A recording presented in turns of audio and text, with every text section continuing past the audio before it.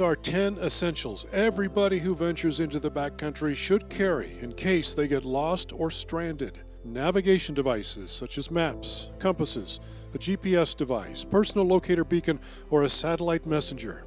A headlamp with an extra set of batteries. Sun protection such as sunglasses, sun protective clothing, and sunscreen. First aid, that includes foot care and insect repellent. A knife, which can be used to repair things. Fire starting materials. A shelter, which should be carried at all times.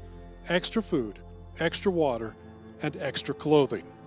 Fire is one of those things that can be really difficult to do when you really have to do it. I've seen people struggle when it's the 4th of July in a campground and they've got a whole box full of Strike Anywhere matches. So if it's pouring down rain and you really need a fire going, you want to have something that's quick, that's easy, that works fantastically well, and that's what I'm going to show you. Brett Stoffel is a search and rescue trainer. He makes fire starter out of cotton balls and petroleum jelly that will burn in any condition.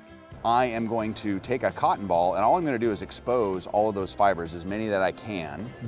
Now I've got regular old petroleum jelly. This is just generic. Any kind works, Vaseline, anything with Vaseline in it really. I'm going to take that Vaseline and I'm just going to rub all of that material together and just get all of those cotton fibers coated with this. Petroleum jelly burns a really long time. Cotton burns really easily. And when you combine those two things, what I've really made here is a candle.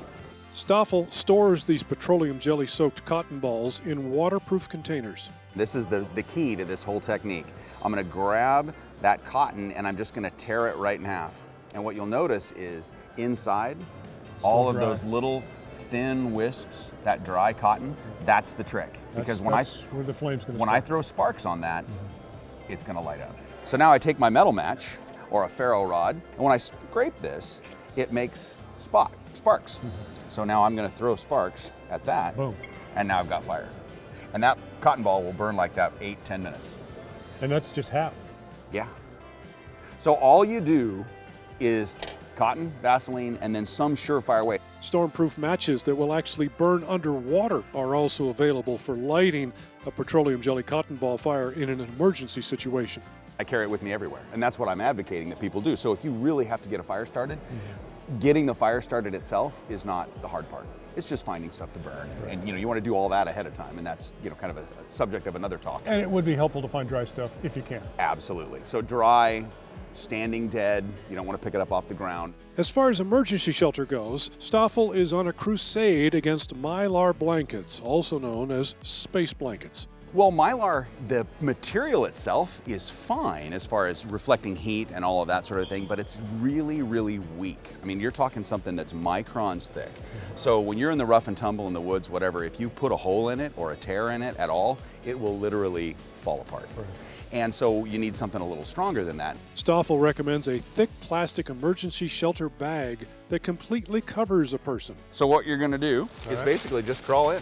Yep. Crawl in there. Get my broad shoulders in here. That's right. Down you go. There it goes.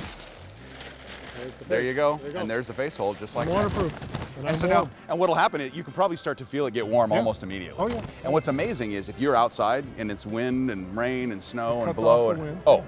instantly. And you're gonna, and you take it off and you're like, whoa, I want to put that back on again. If you hunch down, nothing's getting in underneath. Exactly. So that's what I recommend as well. Is I'll sit on my backpack. So now that protects your backside from conductive heat loss, and now you can actually doze that way. And spending a night in the woods, unplanned, in a blue bag, it's kind of a little blue house for you. It's perfect. Also perfect is the pack size of these plastic emergency shelters. They weigh a few ounces and they fit in a pocket.